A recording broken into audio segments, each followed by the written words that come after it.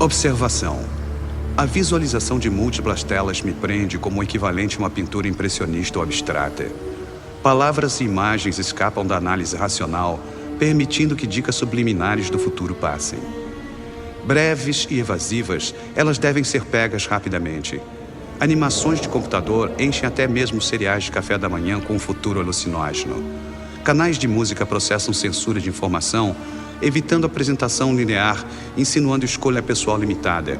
Com esses pontos de referência estabelecidos, uma visão do mundo emergente se torna gradualmente discernível em meio à interferência estática da mídia. Uma era do realizável feita concreta e o casual milagroso. Contemplem as minhas obras, ó poderosos. Fim da observação. Vai, horário de Nova York, 23:18, registrar e arquivar. Está tudo bem, menina. Nestas condições, nossos visitantes não estarão tão cedo dentro de 15 quilômetros de Karnak. Ah, percebe. Chegar tão longe é um esforço estonteante, dado suas limitações. Deve estar tão desorientado. Sua busca os leva mais fundo a regiões morais e intelectuais tão desconhecidas e vazias quanto o território que o cerca. Esperemos que eles saibam onde parar. Certo. Parece que não há outra opção além da abordagem direta. Não podemos escalar sem cobertura. E é inútil esperar que anoiteça aqui. Não acontece. Não é verdade. Não como a que podemos usar. Se Veidt está planejando a Terceira Guerra Mundial, nós estamos nos aproximando do coração da escuridão.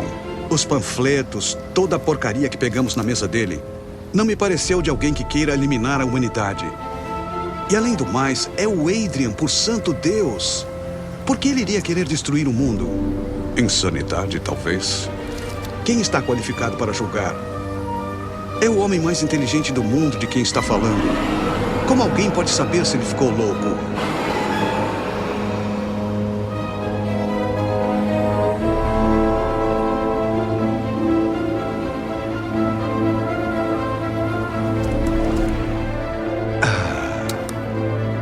Bem. Vamos, menina. Temos alguns assuntos a resolver antes que eles cheguem aqui. Imagino que eu vinha esperando por um momento oportuno, mas não há motivo para continuar adiando. E não há momento como o presente.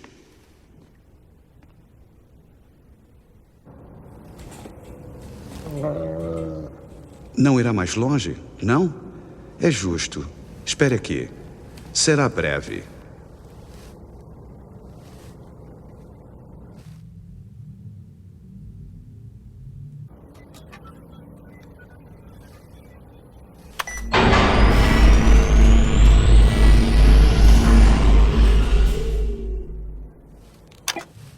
Olá, meus amigos.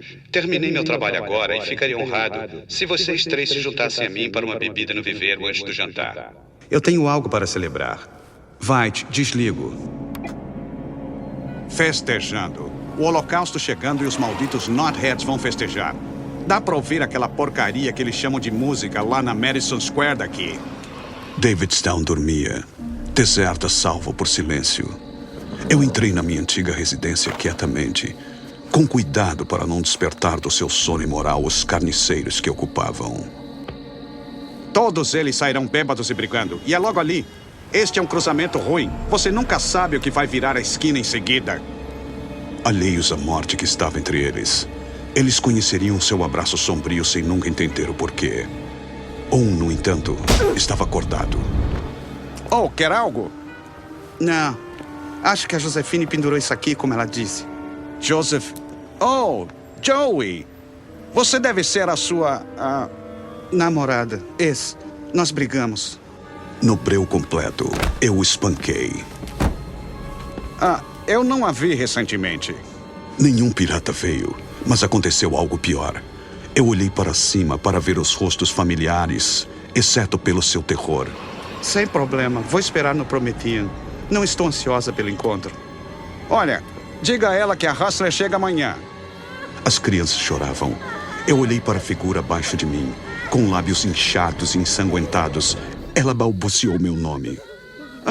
O que foi que eu disse? Não vá embora com raiva. Houve uma compreensão tão grande que não houve espaço para a sanidade. Em tempos como esse, as pessoas precisam ser hostis. A Rose e eu deveríamos ter ido embora dessa cidade como ela queria e escapado de tudo. Eu corri, mas a compreensão da minha maldição me seguiu exultante, celebrando sua terrível vitória. Sr. White, é uma honra. Podemos saber a que se deve esta ocasião para tanta generosidade? Uma vida como a minha oferece muitas coisas que valem ser celebradas. Você só precisa olhar ao redor. Não devo eu celebrar a sorte que tornou esse viveiro possível? Uma bolha milagrosa de cenário tropical na desolação congelada. 2 universos alienígenas separados por uma membrana de vidro frágil. O que na minha vida não merece comemoração? Mas você está certo, é claro. Hoje marca um evento especialmente digno de tal atenção. De diversas maneiras, representa o auge de um sonho de mais de 2000 anos de idade. Embora para revelar as razões da minha arrogância, não é preciso se aprofundar tanto na antiguidade.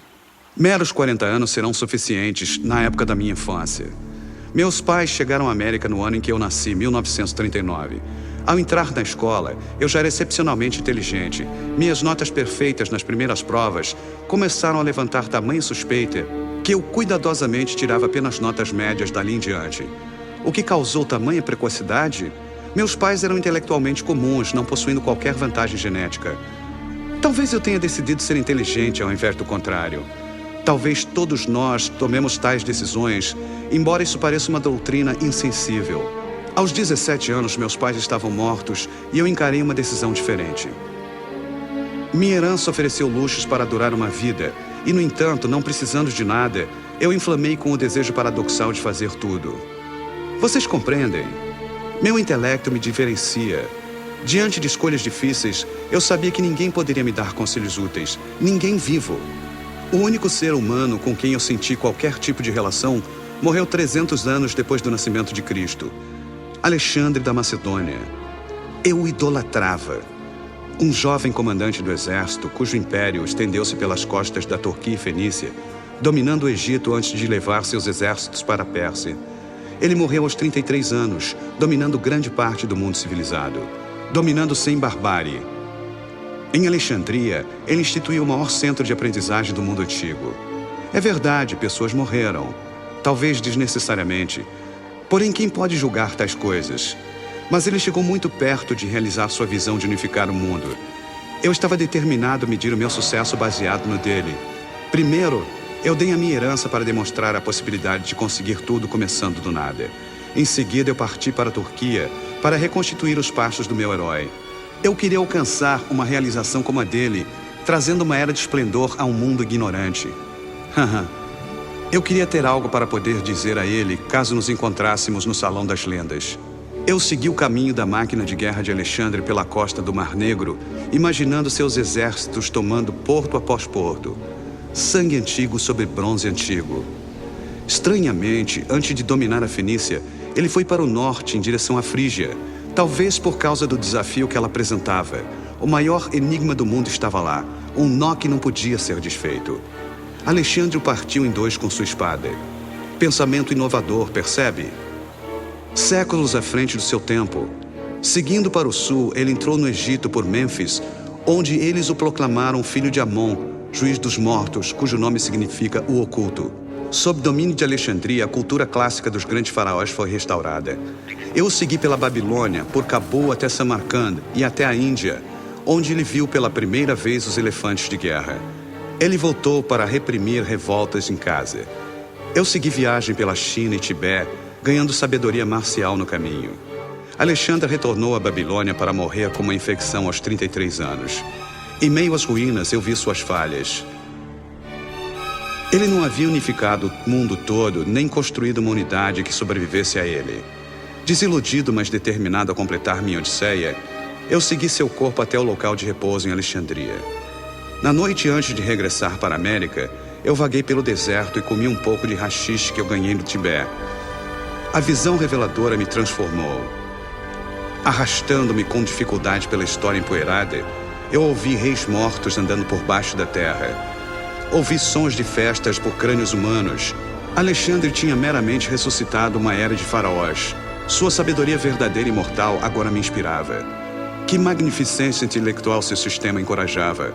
Ptolomeu buscando o eixo do universo do seu farol em faros. Erastótenes medindo o mundo usando apenas sombras.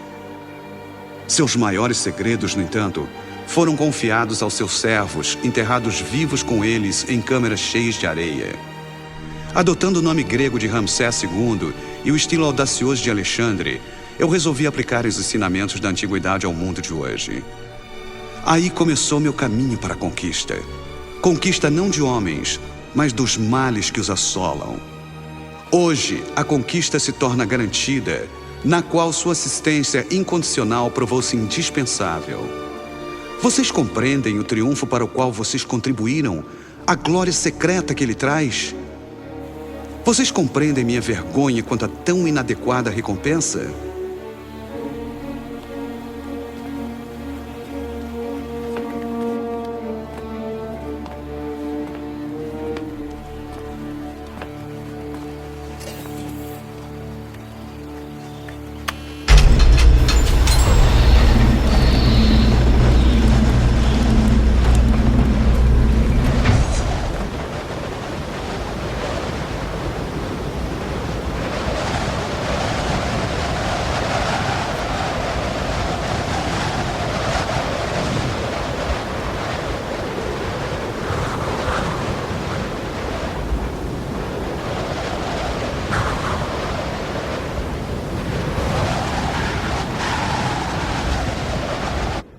Oi.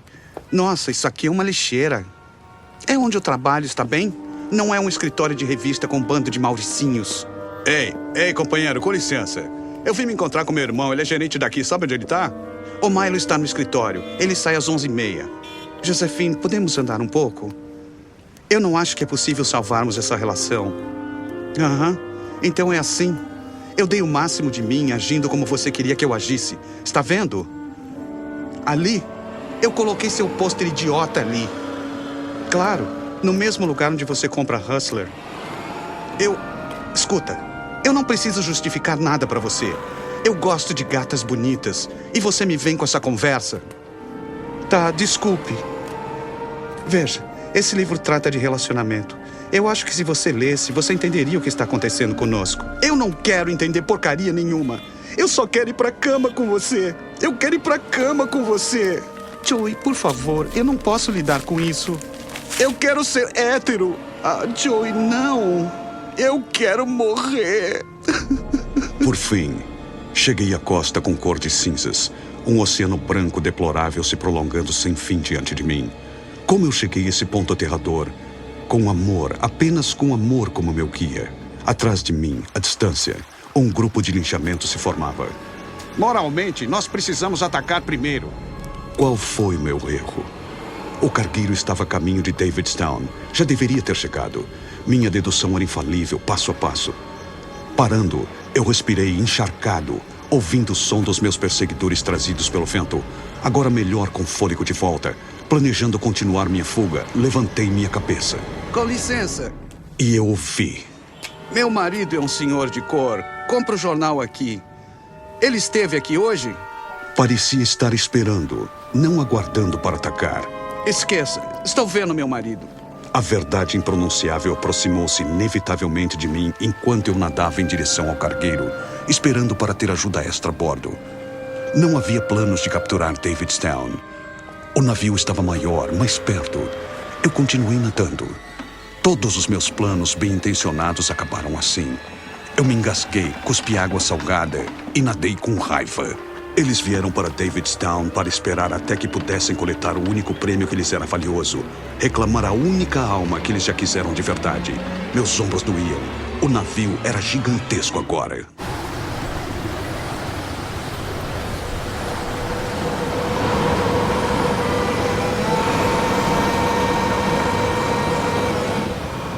Parece uma porta. Acho que posso queimar o mecanismo de cadeado. Palmeiras enterradas na neve. Não faz sentido. Pronto. Abre-te, Sésamo. Nervoso? Bom, meu estômago está embrulhado e meu saco tremendo de frio. Então acho que estou nervoso. Sabe, deve ser assim que as pessoas comuns se sentem. Deve ser assim que as pessoas comuns se sentem perto de nós.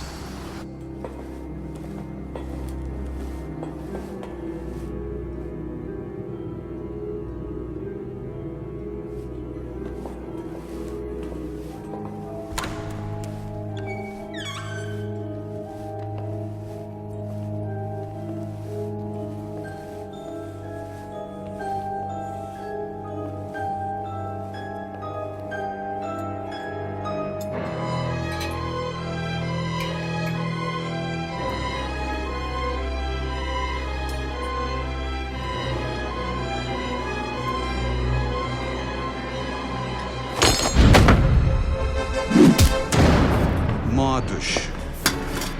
Adrian!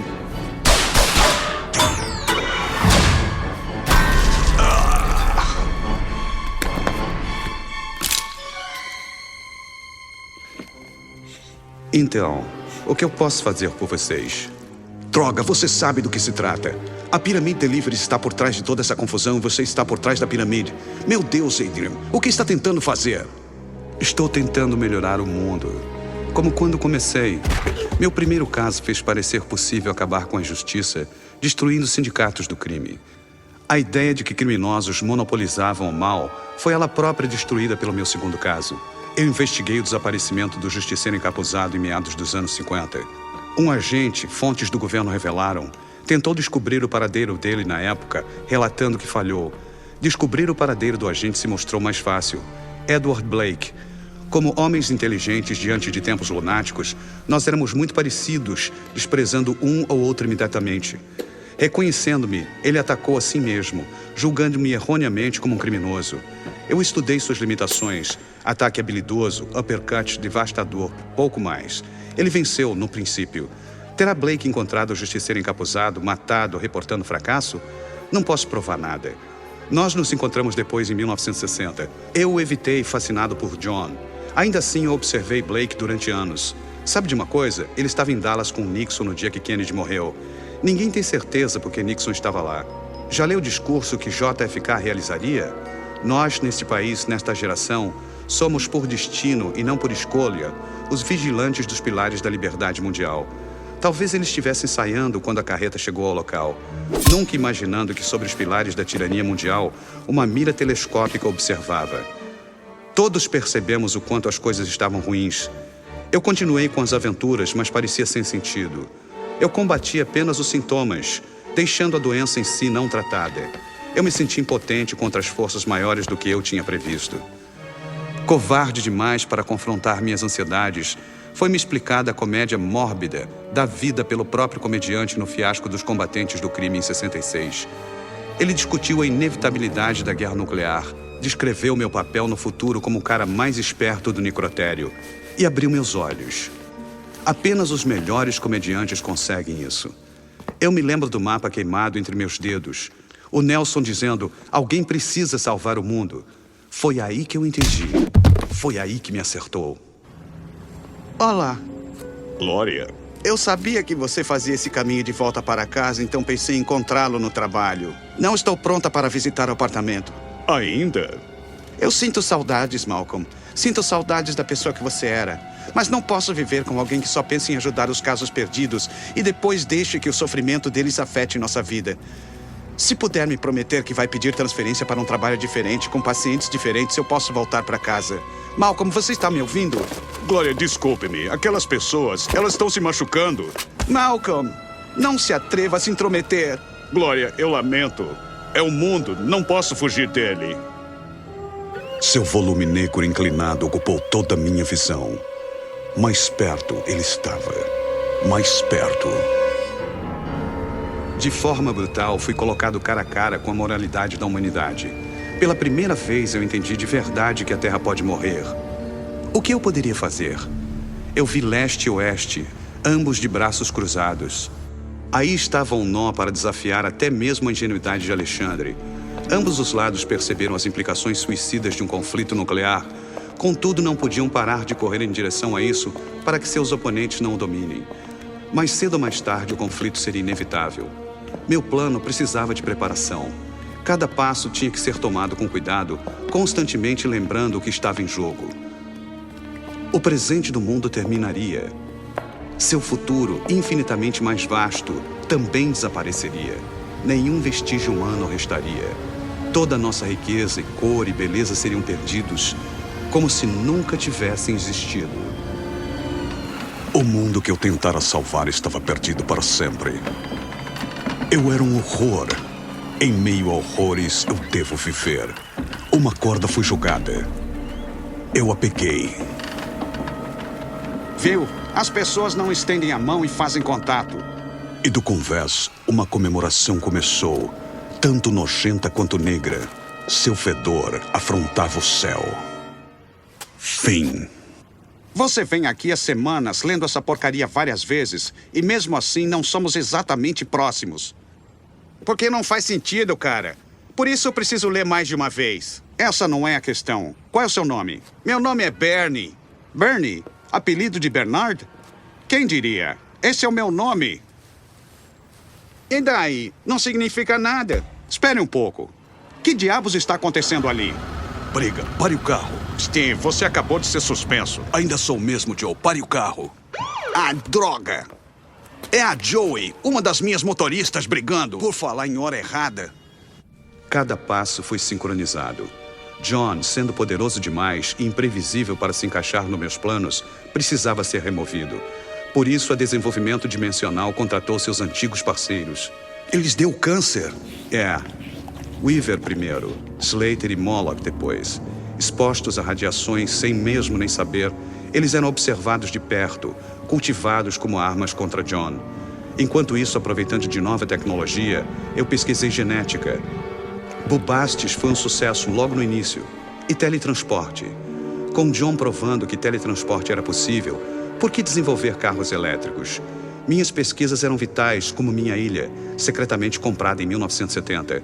O único herói que ainda tinha simpatia do povo, eu parei 2 anos antes da Lei Keane, concentrando-me no meu plano. Incapaz de unificar o mundo por conquista, o método de Alexandre, eu o enganaria. Assustaria em direção à salvação com a maior farsa da história. Era isso que incomodava o comediante quando a realização sobre meu esquema se abateu sobre ele. Ciúme profissional. A morte de Blake. Você confessa? Confissão subentende penitência. Eu simplesmente lamento seu envolvimento acidental. Retornando da Nicarágua de avião, ele avistou um navio atracado em uma ilha que não estava no mapa. Suspeitando de bases sandinistas, ele resolveu investigar. Imagine, o homem de guerra perfeito descobrindo uma trama para colocar fim na guerra. Um fim ao conflito. Como genética e teletransporte podem acabar com a guerra? Bem, sem a mente de John para guiar, teletransporte provou-se limitado. Qualquer coisa viva morria de choque após a transferência, ou se materializava em um espaço ocupado e explodia. Mas isso não foi o que Blake encontrou na ilha. Ele encontrou uma coleção de cientistas e artistas desaparecidos, trabalhando em uma nova forma de vida monstruosa. Ao descobrir o propósito da criatura, o cinismo ensaiado de Blake se partiu.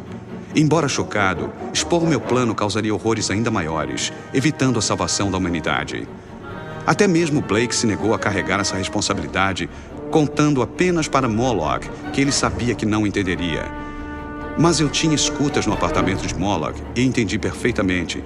O plano que Blake tinha descoberto era esse: apavorar governos para forçar cooperação, e eu os convenceria de que a Terra estava diante de um ataque iminente por seres de outro mundo. Adrian, você está falando sério?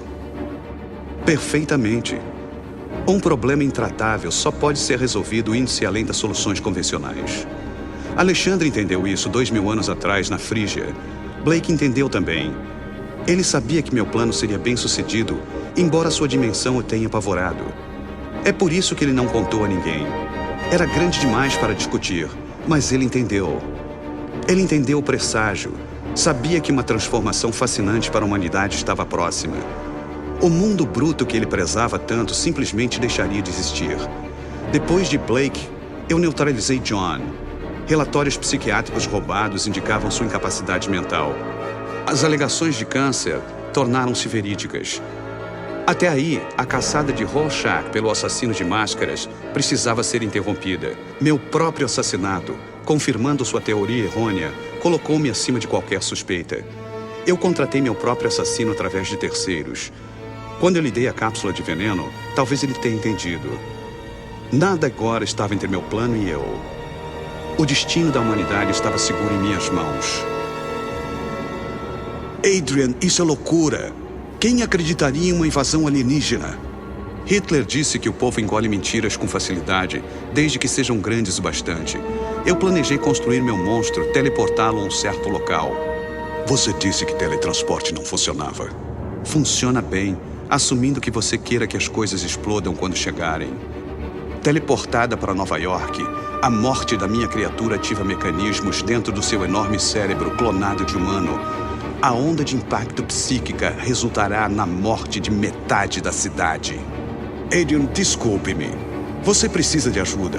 Eu sei que essa coisa de metade de Nova York é conversa fiada, mas fico contente que tenhamos chegado aqui antes de você ter se metido ainda mais nessa confusão. Você realmente planejou toda essa coisa de cientista maluco? Quando essa fantasia negra irá acontecer?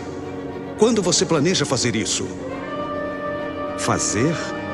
Dan, não sou um vilão desse tipo. Você acha mesmo que eu explicaria todo o meu plano se houvesse a menor chance de vocês afetarem o resultado? Eu já fiz 35 minutos atrás.